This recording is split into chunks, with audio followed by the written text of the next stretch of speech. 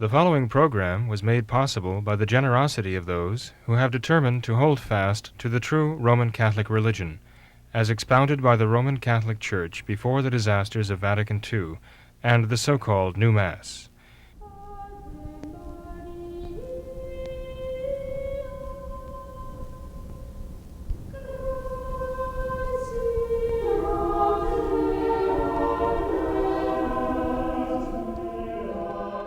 Hello and welcome to What Catholics Believe. I'm your host, Thomas Nagley. With me tonight is Father William Jenkins. He's a traditional Catholic priest. He's a member of the Society of St. Pius V. He's also the pastor of Immaculate Conception Church right here in Norwood, Ohio. Hello, Father. How are you? Very fine, Tom. Thank you. And yourself? Doing well, Father. Great to be back again for another week. It's good to see you. Yeah, there's still a lot going on. Especially this week, Thanksgiving. Thanksgiving week, that's right, Wonderful. Father. Yeah, definitely. There's still a lot going on with the elections here, Father, in the United States. It seems not a day goes by where there's some kind of striking development that we read about in the news. There's a lot of information, a lot of misinformation, obviously, with the media going around.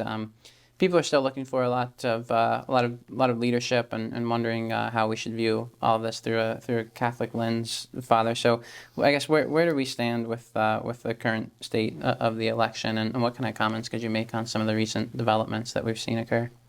Well, seeing it through a Catholic lens, it's not a bad way to put it, because we use lenses to correct poor vision. And we use lenses to make sharp and clear things that otherwise are rather cloudy and obscure, right? Yeah. And out of focus. So seeing it through a Catholic lens brings it into focus and shows us what it really is. And there's a colossal battle going on right now. It's not just a matter of, what the press would like to, the media, the mainstream media would present it as some kind of a title fight between, Biden in the white trunks and Trump in the black trunks or whatever. It's a battle for civilization. I mean, the whole, any vestiges of Christian civilization are at stake here. Yeah. And, we could go at some length and explain what that means, but I think everybody who watches this show knows exactly what I'm talking about. Even looking at the people Joe Biden is naming for his cabinet, and you get a good idea. We're talking about revolutionary things. So the conflict is one of just a foundational conflict about what our entire country is about. The principles, involving our whole way of life as a republic are at stake here. But there are those who suggest that President Trump should concede or at least compromise. But as he's saying, we're dealing with, what he's actually called a criminal conspiracy, right? And so how can one compromise or concede to that? It's a matter of conscience that you can't concede or compromise to that, especially when they want to take over your country, right? Now, just recently, actually, he did give the go-ahead to the GSA. I think it's the General Services Agency or Administration, something, under the leadership of a lady. And she actually does speak as a real lady, but she's very strong also. She says that President Trump had to authorize her to start the process of the transition to a potential Biden presidency. And only President Trump could give her that authorization. And so she has steadfastly refused to be pressured into beginning the process without the authorization from the president, which is only the right thing to do. It's the legal thing to do. But she says that she has been subjected to literally thousands of threats, that she has been threatened, that her children have been threatened, her husband has been threatened. She said even her pets have been threatened. Wow. By phone calls, by emails, by letters. She said she's been getting, the report is actually thousands of threats to get going and arrange for this transition for a Biden presidency. But she simply said, I could not do this legally and morally and ethically until I had the authorization of the president. And so Trump gave her that authorization. Perhaps he gave her the authorization not because he wants to concede to a Biden presidency, which he would consider to be, well, evidently illegitimate. I mean, if his claims are true, and he's convinced they are true. But maybe for her own sake, out of consideration for her peace, he gave her the authorization. So she has actually started the process. But President Trump has said very clearly, this is not a concession. He said it just seems like the best thing to do for the country at the moment, to at least let this process go forward, because he's not conceding anything.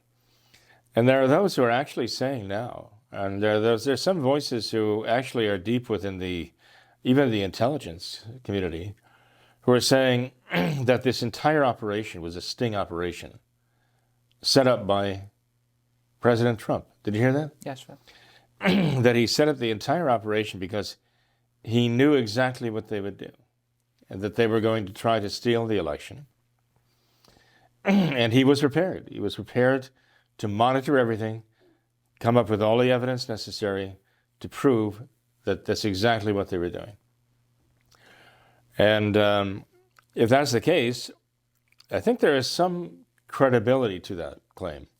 I think there's some credibility to that claim, not only because it's being made now, but because of things I'd heard even months ago from people I know who actually have contacts, that there was something afoot to actually bring to light the enormity of the electoral process cheating, the cheating involved in the electoral process. And because Skittle and Dominion and all of these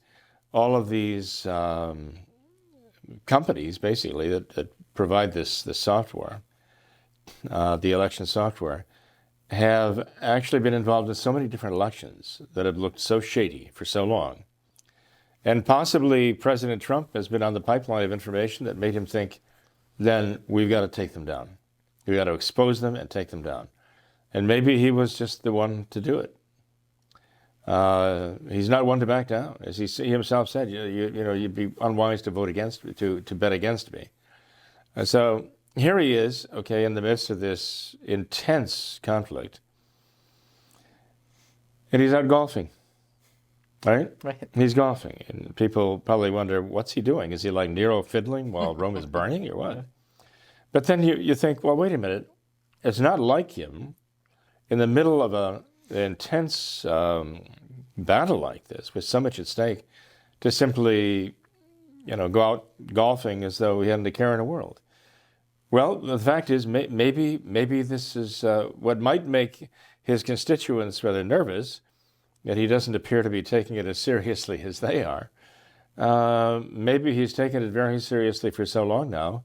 He's made provisions for it, and he knows what he's doing, and that the situation is under control. I mean, what we see is the news coming out day by day by day. This court has denied that, and this court has thrown out that suit by the Trump administration and so on. And it looks as though he's losing in all counts. And the states, Georgia, Pennsylvania, Michigan, have certified the vote, right?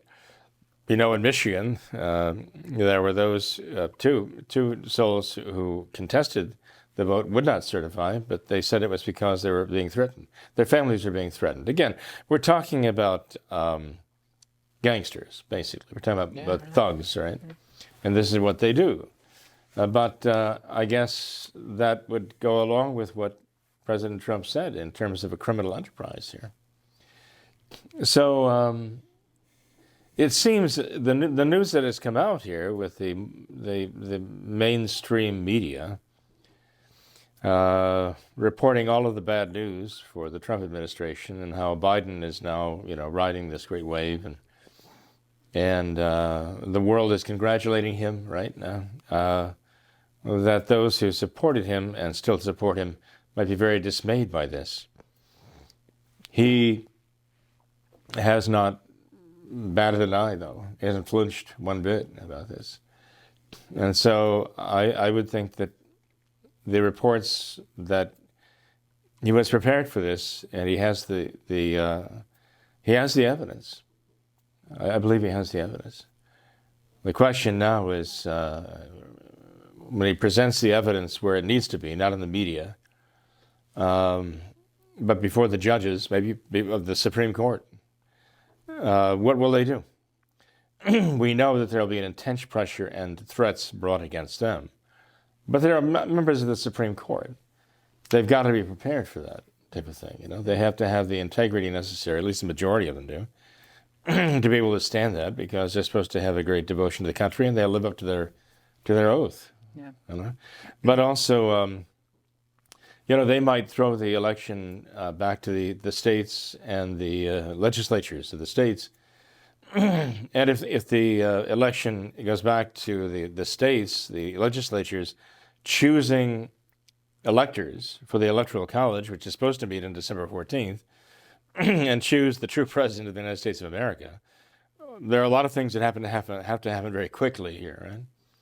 But in that case, it is very, very conceivable, even likely, that that President Trump will be declared the actual bona fide winner of this election, and he will go on to be president. Just reading where the editor at large of Australia's Sky News Australia is predicting that Trump is going to win this. It says he's very close to a miracle win. Yes. So there are others who are actually now coming to grips with the reality of it, and they're coming out of that stupor that the modern media imposes on everybody in their minds. Yeah. They're beginning to realize there's a lot more at stake here than the media would allow you to think. And that when the Trump attorneys say there are people who are going to go to jail for criminal activity over this, that they know what they're talking about. Father, if this does actually turn out the way that we're hoping and praying for, and if this miracle win were to be pulled off, can we even imagine the reaction that we would see from the leftists and from the entire crowd? I mean, how can we prepare for something like that? How would we respond to that Well, reaction? be in the state of grace is the first way to prepare for any emergency. Be in the state of grace with God, obviously. But, there's going to be a lot of trouble. It'll get rather violent. We know who these people are. We see what they've done, what they're capable of doing, what they pledge to do in the future. They're even talking about civil war, right? So we have to prepare as we would for any emergency. Okay, I mean, as far as food, clothing, shelter, and defense, and so on. But in the end, Tom, I mean, there's only so much you can do. Do what you can, according to the resources you have. But you have to trust God. And if you do the right thing, then God is going to take care of you. So other than food, clothing, shelter, defense, and so on and so forth, I mean, prayer and penance, and as I say, just receiving the sacraments and being in the state of grace, that is the indispensable thing, as far as preparation goes. For those who have a family like yourself with little children, obviously you want to make sure they're prepared. They're prepared, and things are prepared for them, right? Maybe, as I say, a shelter of some kind would be good. But, our last program was called something, the head of the snake is exposed, right? Yes. A very pithy title, which is not my doing or your doing, but the work of a very incisive individual. Yeah. And I think that said it very well. A snake will defend itself, right? If it feels like a rattler, it'll rattle and it'll draw back and be ready to strike. But this is not a rattler. This is much more deadly than that. This is like an asp. And they don't warn you, but they'll squirm and they'll fight, and they will even after you cut their head off. Like the head is exposed. The reason why that title was chosen, I think I made that comment, but I was referring to the Blessed Mother, right, and the crushing of the head of the snake. Now the head of the snake is exposed now. And it is very possible that now it is exposed because it's going to be feeling the weight of the heel. And but you know how the snake thrashes when you do that, right? So we expect the snake to thrash. So we can't be surprised. Just as I mentioned earlier, we can't be surprised about this election. We must have expected this election to go this way. And we must have expected that there would be this challenge even unto death, the necessity of refusing to accept and let it pass. Now the next thing we have to expect is the left's reaction. Yeah. If they're caught red-handed in this criminal activity, and it's going to make some of them very uncomfortable, right? Expose them for who they are. We expect that the serpent is going to thrash, and we have to be ready for that thrashing. Well, Father, something else that we wanted to get into, we've kind of hinted at on a couple of programs, and I thought maybe we could at least touch on it today. By the way, if I might just say, we have rosaries being prayed. December 6th, the Feast of St. Nicholas here in Cincinnati. We're going to hopefully be right outside the Hamilton County Courthouse, as we were November 1st, with about, I guess, 200 people or so out there in the blowing wind. Yeah. Right? And hopefully we'll have twice as many or 3 times as many. And we're not praying on the courthouse steps for the sake of worshiping the courthouse. We have the magnificent processional cross from the Council of Baltimore that dedicated our country to the Immaculate Conception of the Blessed Mother. We have that magnificent processional cross given by the bishops to the Archbishop of Baltimore on that occasion. And we have a statue of Our Lady with, the representation for its Immaculate Conception. The banner, Catholic Man for Christ the King. And so it is before those that we kneel. Before the crucifix, we turn to our Lord. There at the front door of the courthouse, we kneel down and we pray with our attention directed to Him. We pray the 15 decades of the Rosary. I would invite anyone and everyone to come and join us. But if you can't, because you live too far away, then organize rosary, public rosaries of your own. Wherever you are, you got to do this. This is December 6th we're planning. Now, that's about a week before the Electoral College meets, or should. It's scheduled to meet. So prime time to be praying, because they're the ones ultimately who have to make the decision. Right? It has to be done by Electoral College. And I would recommend that everyone appeal to heaven through Our Lady's Immaculate Heart for deliverance from all evils, and particularly to deal with this issue of praying for our country. We owe it to God. We owe it to who has blessed this country so wonderfully, as we commemorate with Thanksgiving. Right? And so, perfect opportunity right now, as I say, to be thankful to God and show it, praying the Rosary, asking for God's continued blessings. And I think you mentioned as well, Father, that December 6th through the 14th, when the Electoral College meets, that's a span of 9 days. That's actually a span of 9 days. It'd be a good time for a novena. Perfect novena, beginning December 6th and ending on December 14th. Exactly right. Yep. Well, Father, this other topic, the Great Reset, which we've seen in the news a lot lately, it seems the left, they seem to believe they have everything going their way, especially with the elections here in the United States, and seems they've definitely been emboldened, like we've been talking about. And there's been a lot made about this this so-called Great Reset, which is an initiative from the World Economic Forum, as you mentioned before on the program.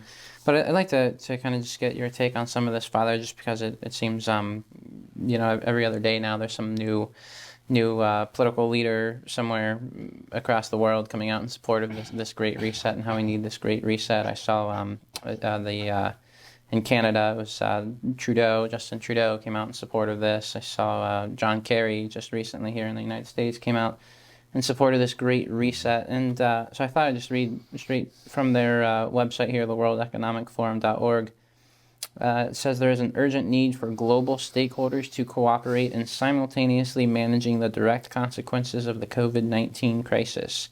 To improve the state of the World Economic Forum is starting the Great Reset Initiative. And it talks a lot, Father, about this COVID-19 crisis and how this crisis has just given us the perfect opportunity to have this great reset of the entire world. Every system we have, every financial system, every economic system, everything, health, energy, education, every system, the entire world needs to be reset. Everything needs to be rethought. Everything needs to be redone, remade. And now is the perfect time to do it because of this COVID-19 crisis. What's your reaction to that, Father? Do you agree with this? Is this a good time to kind of reset the whole world? Well, it's a good time for them. The Great Since Reset. they've got everyone terrified, or not everyone, but they've got much of the world terrified. And the politicians are using this, even when medical officials, experts, are saying this pandemic is over, if it ever was a pandemic. Yeah. It's over now. I mean, even the former vice president of Pfizer now has come out, Michael Yeadon, and he British gentleman, scientist. He was in charge of developing medications for respiratory illnesses for 30 years with Pfizer, I think, in that capacity. Yeah. This man knows exactly what he's talking about. And he's come out and made it very, very clear that this pandemic is over. The politicians are using it. They're trying to drive a vaccine. We don't need a vaccine. No vaccine is necessary right now. And he made some strong points. He said, this smells of evil. That's what he said. He said, this smells of evil. Of course, I think he produced a video. I think it's been removed from YouTube, because everybody has to be silenced, who doesn't support the storyline, the narrative of the revolutionaries, the leftists. But you have some very, very competent and well credentialed gentlemen like this who are telling us, in all honesty, this is a sham. It's a fraud. This isn't to say that there isn't a virus. It doesn't to say that people don't die from it. But the politicians are making so much of it. They're using it and abusing it to bully populations into this, great reset, actually. And now, Joe Biden's talking about locking down the country again. Just when of all the people, the CDC, the Center for Disease Control of the United States, and the World Health Organization, are saying lockdowns are bad for you. They do more damage than good. They do not stop the virus, and they actually kill people. But Joe Biden, is talking about locking down the country again. Well, the story is that they know that this economy cannot stand another lockdown. And their purpose is to so cripple the economies of the world that people will look now to this great reset as a great deliverance. And they're marketing this. They're marketing this idea of the great reset as a new form of capitalism. Mm-hmm.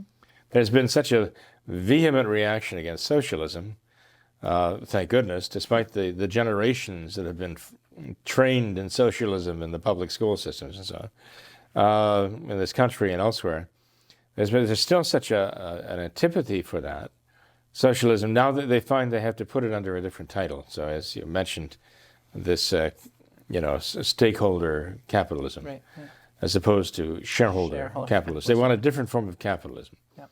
And they say this is an old form of capitalism, such as predominated before the shareholder right. capitalism of Milton Friedman.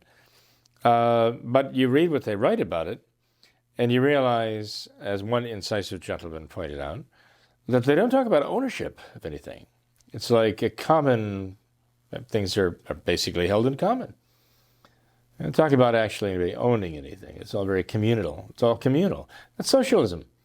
I mean, and you look at the motto, Klaus Schwab, the man who founded this and is now like director of this World Economic Forum, right, has written several books on this subject about where we have to go with the economy of the world. Notice we're talking about a global economy now, okay? John the 23rd, Paul the 6th, and so on. Francis, certainly, all the way, right? Calling for a world economic authority with power of enforcement, a police powers of enforcement to get nations to comply. They've been calling for this since, well, early Vatican II. Right? So these are the modernists in the Vatican right now. Okay, leftists again. But the World Economic Forum has on its website the motto: "You'll own nothing, and you'll be happy." And this is what they're driving towards. So there actually was a brief video showing a young man, and this is attributed to him: "You'll own nothing, and you'll be happy." Okay. That was taken down, oddly enough, when more attention was recently brought to it. Why? Because I think it exposed the reality behind the jargon. Okay, they're trying to market this stakeholder socialism, which means simply communal ownership, basically. And this kind of goes along also with Bernie Sanders. He's talking about a different form of socialism.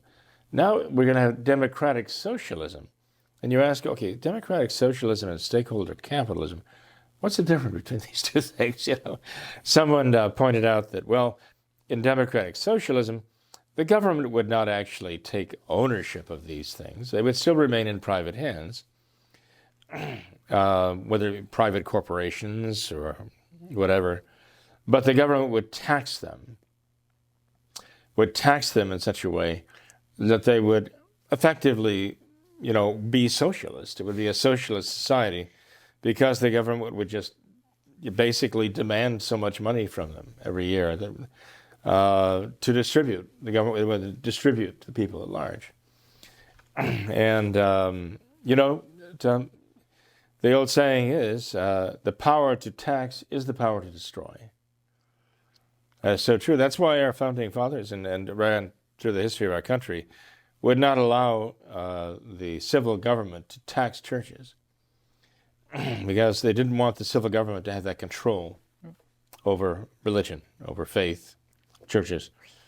But you can be sure in this stakeholder capitalism and this democratic socialism, which is essentially going to come down to pretty much the same thing, you're going to have taxation of everybody and everyone, everywhere for everything, basically.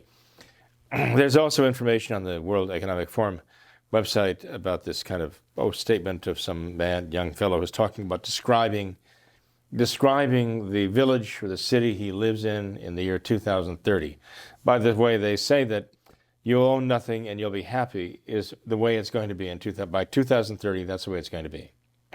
You'll own nothing and you will be happy.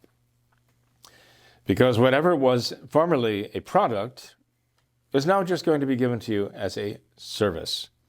You won't be able to buy it as a product and use it as yours. You'll just be able to use it as a service that is provided for you. Again, socialism. The basic fundamentals of living in a socialist world here. No rights, only privileges. Right, basically. And you have to toe the line. But it comes down to pretty much, if you want to see what it's going to be like, it's going to be like what China is right now. Right? Everybody has a cell phone because that's their internal passport. Yeah. All of their information is given there. The police have the key, right, to get into the cell phones, and they can stop you and check with you and see where you're going, what you're doing there, whether how you rate on the social scale. They even give you this social, almost like report card. Social credit. And that will determine whether or not you can travel, where you can go, who you can associate with, right, where you can shop even, depending on how well you do on the social scale. Meaning, are you in the good graces of the party or not? So essentially, we're looking at turning America into communist China, turning the entire world into communist China. Well, are those Chinese people happy, Father? Well, I'm sure if you were to ask them on the street, they would tell you they are fabulously happy. But if you talk to them when they're not being monitored, I mean, the very fact is surveillance is everywhere. They're being constantly watched all the time, right? So, I mean, let's face it. If you have your cell phone with you all the time and you have the idea, okay, this is a two-way, this is like a walkie-talkie. Yep. I have to be careful of what I say because I might have the police at my door tonight because of what I said this morning. And I think that's what you find. You read about the the concentration camps they've got there right now for some of the one branch of the Muslim people. They've got a million people interned in one of those right now, supposedly. So yeah, it is truly a democratic socialist society over there, and I'm sure if we looked a little further, it would fit Francis's requirement. Because Francis talks about all this stuff. He used this as different terminology, of course. But he's talking in the same vein. I mean, this World Economic Forum message, the Great Reset, that's Francis. This is Francis. He's totally on board with this. And no wonder that Sorondo, the Archbishop, who's in charge now under Francis of like the Catholic social gospel and so on, says that China is the best example of Catholic social civil theology in terms of the social doctrine of the church. Yeah. China has best implemented the social doctrine of the church. He's referring to the Novus Ordo. And Francis seems to think that's wonderful. Certainly hasn't corrected that, hasn't changed that, hasn't objected to it. Yep. So this is their idea of the ideal. That's their idea of the ideal society. Don't be surprised. Look at who Francis has over at the Vatican for all of these conferences, right? They're all the population control people. They're all in this up to their ears. Yep. And we see the corporations here, many of them well known to us, who are all involved, all in for this great reset of what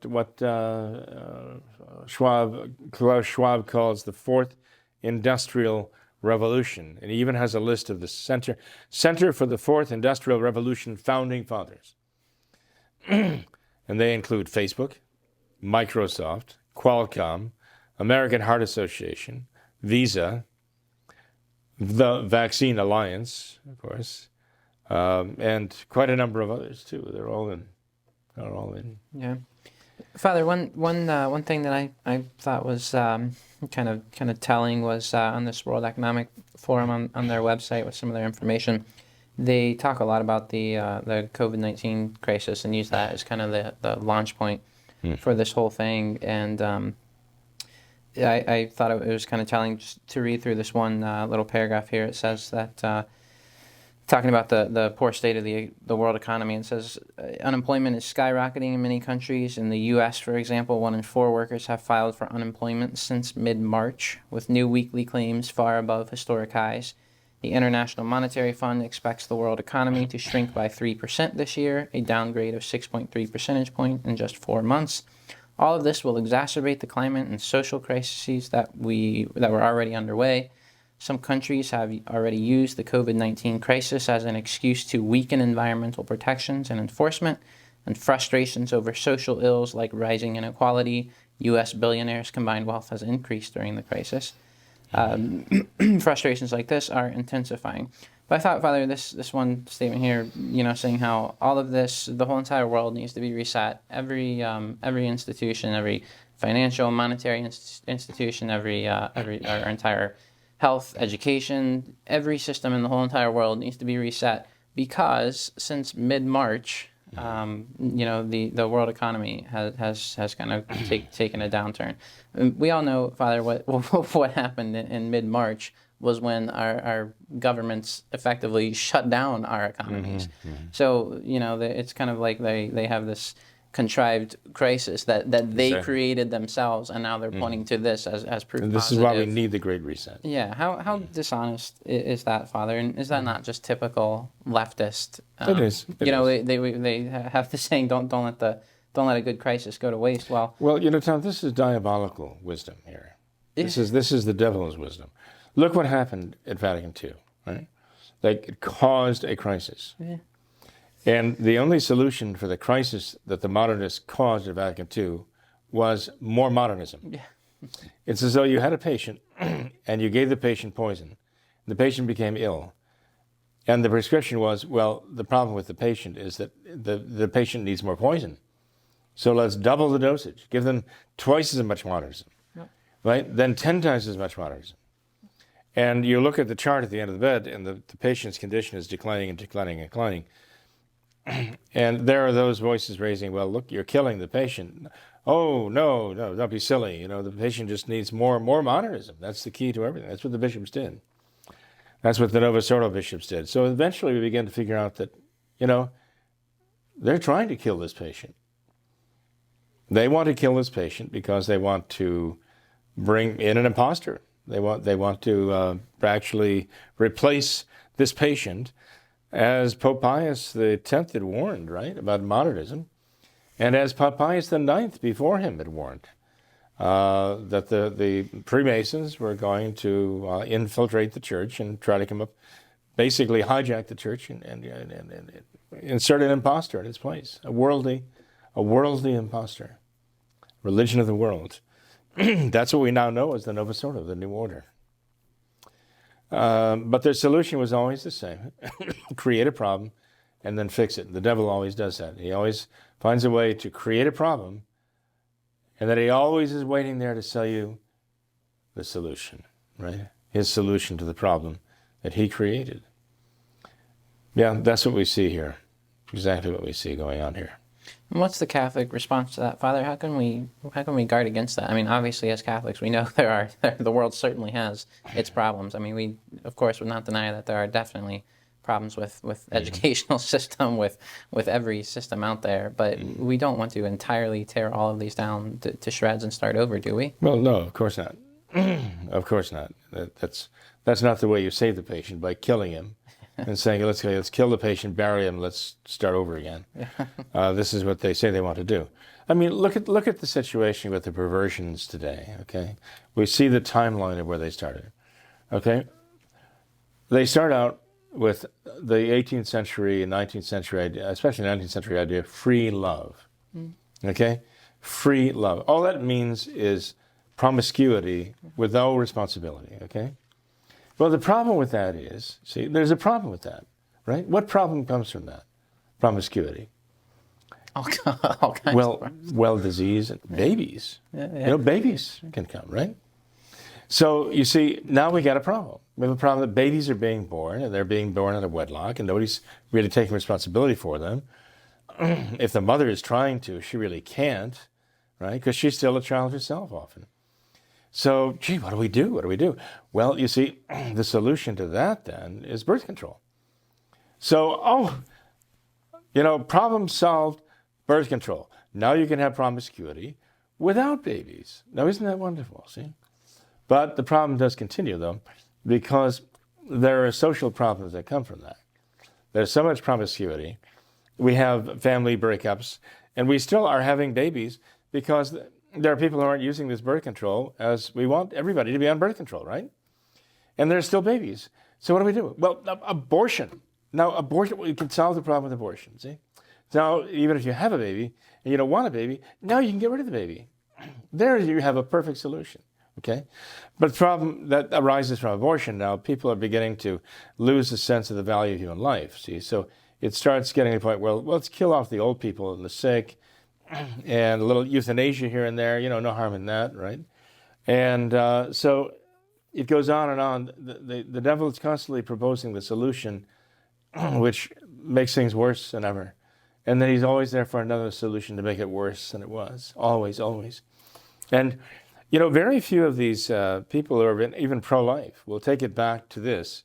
You should not be having sexual relations outside of marriage unless you're ready to be a husband and a wife and a mom and a dad. You shouldn't be doing it. It's shameful. It's sinful. People are afraid to say that now. It's a hard saying. Because it really goes against how dare you? How dare you tell me that, right? Who are you to tell me that I can't have, this and that? Tell me I can't be doing this and that. But it comes down to it. But that's where the devil started this whole vicious cycle, of problem. I want to do what I'm doing here. I want more free love, and there are too many restrictions. Okay, dearie, I'll give that to you. See? Oh, wait a minute. Now we're having all these babies. What do you do about that? So they have to constantly be looking for another diabolical solution, and we're in this downward spiral. right now like that time. And, it comes down to the fact that we have to entirely step out of that spiral and recognize it for what it is and where it started. And it started with a rebellion against God's will. Look, all of the people who are involved in this are talking about saving the world, right? Saving the world from all the stuff you were reading about there. And the reason why they're in that position is because they reject the true God.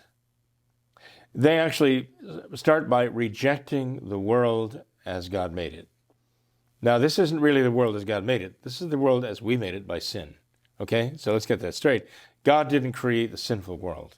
He created a world without sin and a world in grace in Adam and Eve. Okay?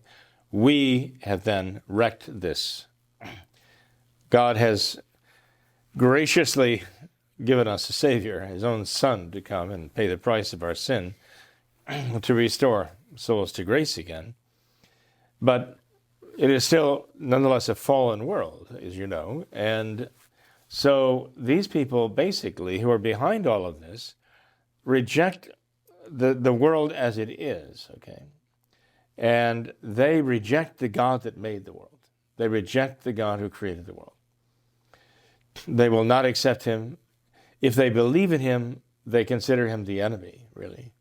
I mean, this is how the Gnostics thought. This is ancient Gnosticism, reborn in a technological paradise for them. This is high-tech Gnosticism, is all it is. Reject the world as it is, the reality of the world as it is. Renounce the God who made it. Now, who's left? Us. We are the ones. We have to step up in place. We have to climb Mount Olympus. And we, the billionaires, we have to be the ones who are going to be the gods of the modern age. And we're the ones who are going to have to redesign the world according to our vision. And that's what they're trying to do. Soros and Gates and the rest of them. They are basically crowning themselves, deifying themselves. Even Soros came out and said it. George Soros came out and said, "This makes me feel like God." He said that publicly.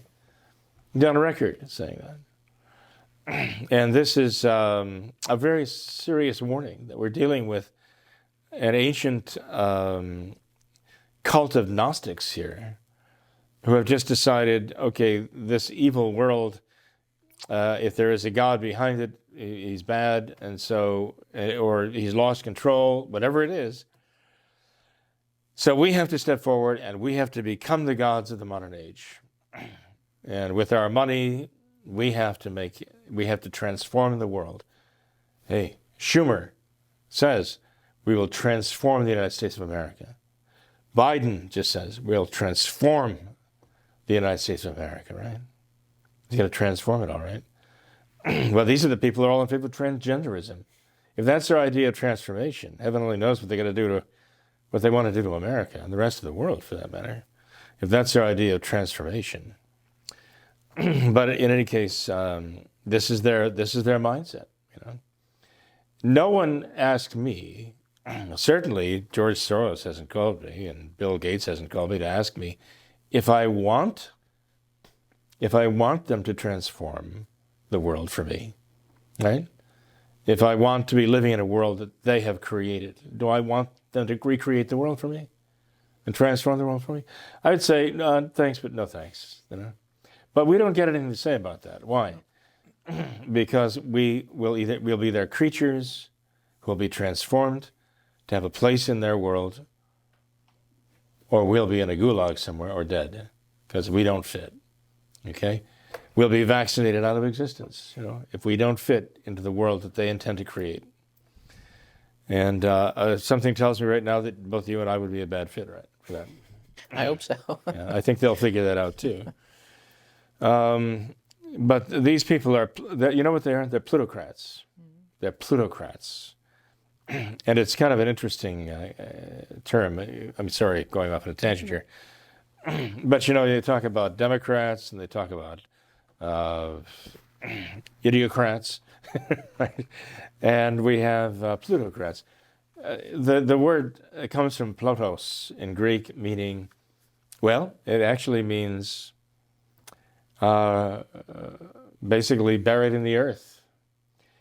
And the things that are buried in the earth are gems, diamonds. And so it came to mean people who are very wealthy. So plutocracy is a society that is governed by the extremely wealthy. The wealthiest people govern that society. But remember, Pluto was a god of the underworld, right? Makes sense. I mean, if the riches are found in the earth and under the earth, well, who's going to be the god of the underworld but Pluto, right? And he's taking people across the river Styx, right, with the three-headed dogs nipping at their heels. He's taking them into the land of darkness, right? In the land of misery and shadows, right? So here we have the plutocrats, very, very wealthy, taking us all into a very, very dark shadow world, basically across the river Styx. And, there are many who want to go with them, many who want to be in leadership positions now, so hopefully they will be the overlords of the world to come, of, Soros land and Gatesville or whatever.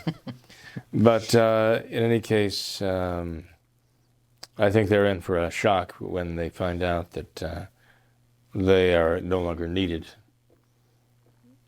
But in any case, Tom, there's no place, remember what Klaus Schwab said, that in the Great Reset, you'll have the fusion of our physical identities,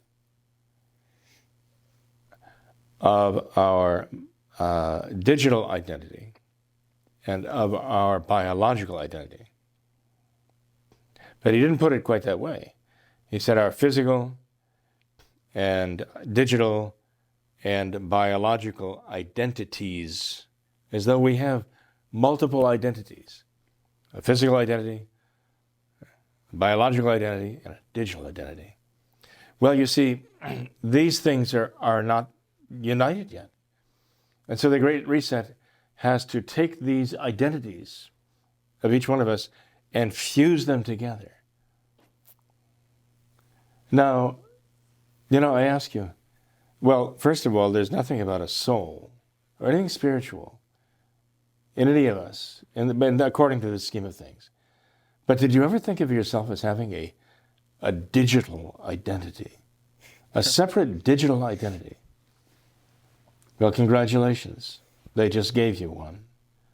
And they're going to fuse that together with your physical and your biological identity. Wow. Sounds like a multi-person disorder. It really does sound like multi-personality disorder, yeah. Well, I'm afraid it is. It's a real disorder there. So anybody with an ounce of sense, certainly those with faith, should look at this and realize this is not from heaven. This is from hell. And, some people are saying, well, Jimmy, there's so much force behind this right now. I mean, I read a list of the corporations that are multi-billion-dollar corporations.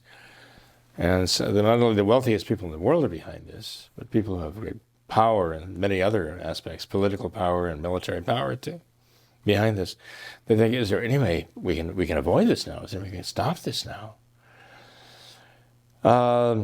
Even if things happen on December 4th and the electors name probably the one man who is the biggest obstacle to their goal, right? Donald Trump is not on board with this, evidently, right? And they've trained, like Sauron's eye, they've trained all of their attention at him and made it sound like it's all about Donald Trump. But I don't even know if Donald Trump even has realized necessarily the gravity of all this. He probably does by now. But why there's such personal enmity directed toward him? Because he's in their way. And he's kind of raised got people resisting them now, standing up to them, saying, no, I will not go into that dark winter of Joe Biden. So they just have to, at any cost, get rid of him. But some people are thinking, well, even if the Electoral College of the United States does declare Trump to be the president, what happens then, as you say? The consequences of that, the reaction to that will be so violent and vehement and vicious. Is it any way possible to hold back this? And the answer is yes, it is. There were many times in the world's history when it looked like all was lost. Even for the church during the Great Western Schism. Certainly for society during the 14th century, when it was hard to find anything that went right in the 14th century. It was incredible how awful it was. And people really thought that they were living in the end times.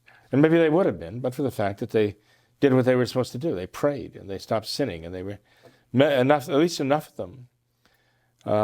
Saints cooperate with the grace of God to become saints and to lead the way. It's what we need now. I believe we can turn all this around. I believe we can turn all this back. If we will just now do what God is giving us the grace to do. Why do I believe that? Well, I believe that God is showing us something and giving us another opportunity. That we are here in a situation now where the snake's head is exposed, where it is being recognized more and more, and where there are people responding to that. And I don't believe that God would give us this vision and this opportunity unless he were also willing to give us the victory too. So I believe that we can, by the grace of God, turn this back, but only by the grace of God. So we have to do what Our Lady said: stop offending God by sin, live in the state of grace, and pray, right? Especially the Rosary. Make reparation to God by little sacrifices, the little sacrifices of every day. What did Lucia say was required when she talked about sacrifice? She said, be faithful to the duties of your state in life, which is incumbent upon every one of us. Just be faithful to the duties of your state in life. That's the great sacrifice God is asking of us. I mean, if we would all do this, you as a husband and father, and me as a priest, and so many others who have faith in God and trust in him, and hopefully hope and love him too, if they would do this, they would be answering Our Lady's request at Fatima. It's not rocket science. It's not swim the ocean or climb the highest mountain or anything like that. It's doing what is ready at hand there, and the grace of God is ready at hand.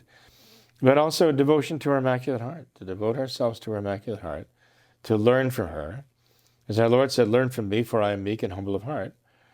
Well, he's given Our Lady's heart as a very good lesson too. As she says, I am meek. Our Lady said, precisely her lowliness was what won such graces for her and privileges for her. Her lowliness, her humility. So if our Lord would say, learn from me, for I am meek and humble of heart, he would certainly say that, learn from her too. Okay? He created her as his masterpiece of creation. And when we honor her, we honor him. So anyway, we should dedicate ourselves to our Immaculate Heart and try to imitate the virtues of being the servant, always the servant and the handmaid of God and his holy will. So anyway, you ask, where we go from here, and I think that's where we all have to go. Mm-hmm. Absolutely. Yeah, and probably that's definitely something that... And give thanks. Yeah, that time of year. We have Thanksgiving here upon us, and it's something we should do every day, right? At every Mass, we have the preface, right? And we talk about it is incumbent upon us to give thanks to God, to be thankful to him. Such that, that is so pronounced as sort of like, what is the preface of the Mass? The preface is the introduction to the canon of the Mass. It's the preface of the Mass, canon of the Mass, and it starts with the idea of giving thanks to God. Well, that's where the term Eucharist came from. Eucharistia comes from that, thanksgiving. It should be a Catholic way of life, to be always giving thanks to God. And if we can be truly thankful, how many times does St. Paul say that? How many times do we read that in sacred scripture about the need to be thankful, the need to be grateful to God? And if we can be grateful to God, we can appreciate the blessings that he's given to us. We can actually enjoy them. Nobody enjoys his blessings less than the ingrate. The one who's ungrateful may have all the blessings the world can give. He can't enjoy them. He can't enjoy them. They just make him sad or mad. You know, he can go mad with it. He can't enjoy them, though. Nothing satisfies him. But the grateful heart enjoys everything, is grateful for everything. And this is what opens the heart to receive more and more blessings from God. It's ingratitude that not only poisons our enjoyment of the blessings we do have, but closes our hearts against any further blessings. We lose the blessings of God that we already have because of our ingratitude. But when we are grateful, genuinely, heartily grateful to God for his blessings, and then we not only can be assured that those blessings will persist, but that God will increase them because we can be entrusted with them. It's like he's investing these blessings in us. And we return his investment with thanks. So we need to truly appreciate the blessings we have, realize that if we're frightened now because we have so much to lose, it is precisely because we have so much that we have so much to lose. And we ought to be grateful for what we have so much from God. So we should make this Thanksgiving period a special reminder of the need for gratitude. But we should carry that throughout the year, every day of our lives. Mm-hmm. And I think, Father, just something practical that people could do would, something simple would just be to even just to pray grace after meals. I know that they're even just... Well, even before for some people. Well, yeah, definitely. But you're right. Yeah. But, no, afterwards, I think I just wonder how many even Catholic families will have a big Thanksgiving meal, obviously pray grace before meals, but then not pray grace after meals. And, I think that would do a lot, even just in the short few seconds that it takes to say that. If you were to pray that 3 times every single day, after each and every meal, it says in that's assuming the families are eating together, breakfast, lunch, and dinner. Yeah. Big assumption these days. Yeah. But when everybody sits down at the table and they're all ready to dig in and they pray grace, they're all there, and it's sort of like the countdown, But as the meal progresses and people get filled and so on, the kids get a little edgy at the table and they leave, and then so-and-so starts leaving and taking the plates off and doing the dishes, and people drift off little by little, and pretty soon there's only Grandpa left with maybe, who knows. And that's all that's left. They've all kind of filtered off. Yep. So praying grace after meals, you're absolutely right, Tom. That's very, very important. And yet it's hard for families to keep everybody at the table to do that. If they applied themselves to it, if they understood the need for it, though, they could make it happen. Because it even says in the prayer, Father, that, we're not only thanking God for the food that we have here, but we say we give thee thanks for these and all of thy blessings. So, doesn't only pertain just to the food we have there in front of us, but to everything, to all of God's blessings. All of God's blessings. You're absolutely right, Tom. Yeah. So, definitely. I wonder how many of our... even our Catholic people even remember the prayer, the formula for grace after meals. But they'll find it in their missals, in their prayer books. Yeah. Cool. So. Well, Father, thanks for being here tonight. We got through a lot, and I think it was very productive. So thank you. Appreciate it. Well, you're welcome, Tom. Thank you very much. Appreciate it. And we thank our viewers, too. Absolutely. Yeah. Thanks to all of our viewers for watching this episode of What Catholics Believe. Until next time, we ask that you all remember the words of Our Lady at Fatima, to consecrate yourselves and your families to the Immaculate Heart of Mary, and to pray and do penance. Thank you, and God bless you.